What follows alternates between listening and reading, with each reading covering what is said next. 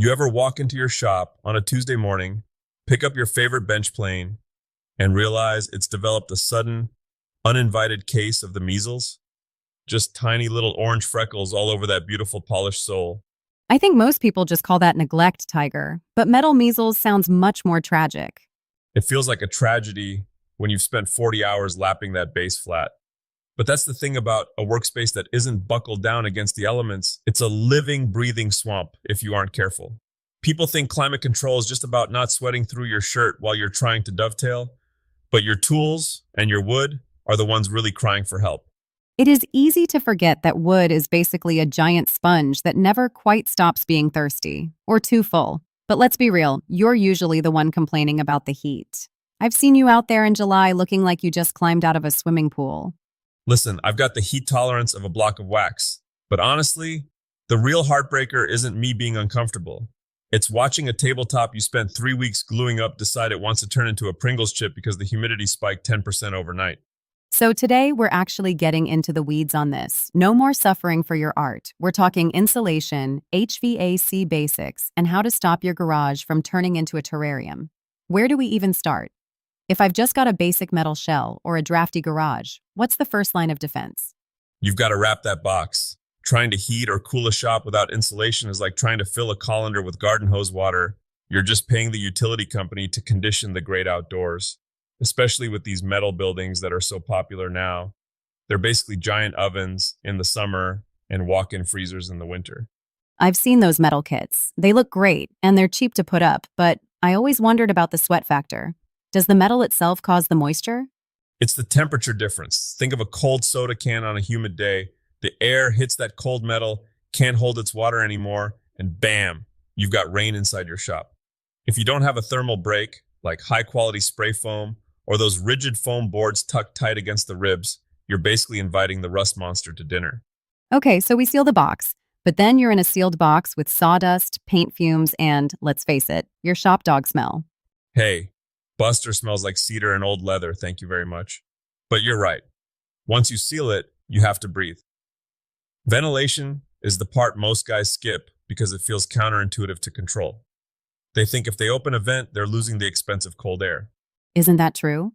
If I turn on an exhaust fan, am I not just sucking my bank account out the roof? In small doses, it's a trade-off you have to make.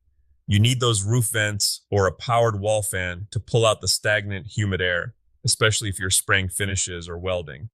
But the secret sauce, the thing that actually makes it feel 10 degrees cooler without costing a dime in electricity, is just keeping the air moving. I'm a huge fan of, well, fans. High-velocity floor fans, wall-mounted industrial units. If the air is standing still, you're losing. I noticed you have that little digital display right next to your sharpening station. It's like you're monitoring a hospital room. Is the hygrometer really a tool or just another gadget to obsess over? It's the most important $5 tool I own. It tells me when I need to stop what I'm doing and fire up the dehumidifier. If that number creeps over 55%, I know my cast iron table saw top is starting to look nervously at the moisture in the air. Nervously. You've really personified the equipment today. We've been through a lot together. Look, I remember back in my early days, I had this old Delta drill press. I left it over a literal winter of discontent in an unheated lean-to. I thought, it's metal, it'll be fine. When March rolled around, the column was so pitted it looked like it had been salvaged from the Titanic. That was a lot of steel wool and elbow grease wasted, because I didn't want to run a small heater or a bucket of desiccant. So let's talk heat. For the folks who aren't in the tropics, you've got those little space heaters, the propane torpedo ones that sound like a jet engine, and then the big boy HVAC. What's the move for a hobbyist? Those propane salami heaters are the devil's bargain. Sure, they'll get a garage warm enough to work in a t-shirt in 10 minutes, but they dump a staggering amount of moisture into the air as a byproduct of combustion. You're literally heating your shop with a humidified flame. Wait, so you're warming it up, but also raining on your tools at the same time? Exactly. You'll walk out at night feeling nice and toasty, then come back the next morning and find a layer of dew on everything you love. If you can swing it, a mini split system is the gold standard. They've come down in price so much. No ductwork, they're quiet enough that you can actually hear your podcasts, hint, hint, and they handle both heating and cooling. And they dehumidify, right? They do. but sometimes not enough on their own if you're in a really damp climate. I usually tell people to budget for a dedicated 70-pint dehumidifier, one with a hose, so you don't have to remember to empty the bucket. I used to have one without a hose, and I'd always forget. I'd walk in, the shop would feel like a tropical rainforest, and I'd realize the bucket full light had been on for 3 days. It's like the machine is mocking you. Okay, let's say I've got my insulation, I've got my fans, maybe even a mini split. What about the layout? I read something in that metal building guide about bench placement. Does it really matter where I put my table? It's everything. Most people want to put their main workbench right under a window for that artistic natural light. But if that window isn't a high-end double pane unit, you're basically standing in a waterfall of cold air in the winter.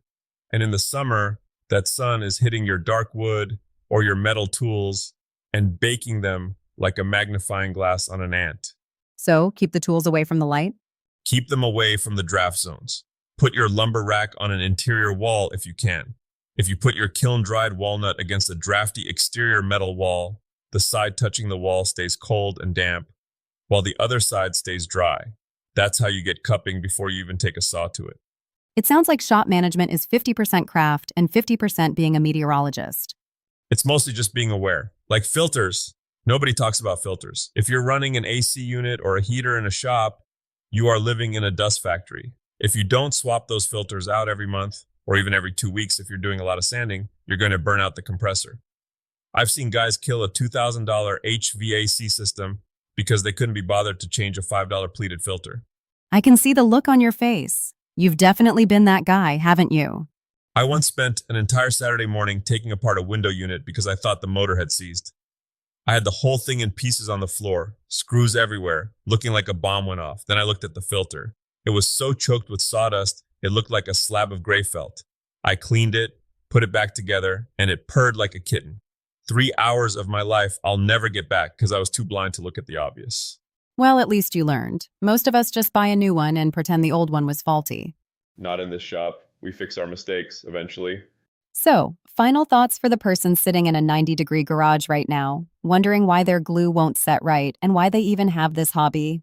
Don't try to fix everything at once. Start with a couple of good fans to get the air moving. Get a cheap hygrometer so you actually know what you're fighting.